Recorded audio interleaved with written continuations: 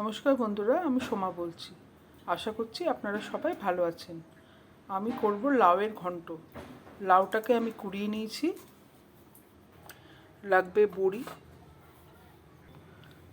আলু কুচি, টমেটো কুচি, আদা বাটা, জিরে গুঁড়ো, লঙ্কার গুঁড়ো লাগবে, লবণ হলুদ লাগবে, চিনিও লাগবে।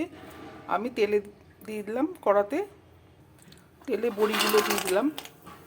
বন্ধুরা, এই বড়িগুলো আমি মাইক্রোওভেনে দিয়েছি, ওই জন্য এরকম চ্যাপটা চ্যাপটা হয়ে গেছে।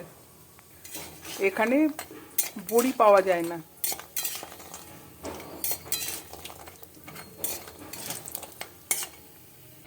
বড়িগুলো তুলে নিয়েছি, তেলে 5 ফোড়ন দিয়ে দিচ্ছি। টমেটোটা দিয়ে দিলাম।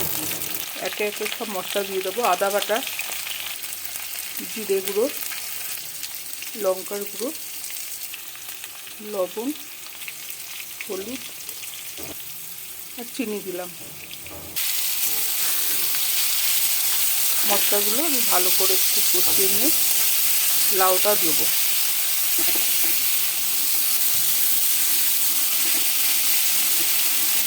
মশলাটা আমার কষানো হয়ে গেছে, এবার আমি লাউটা দিয়ে দিচ্ছি।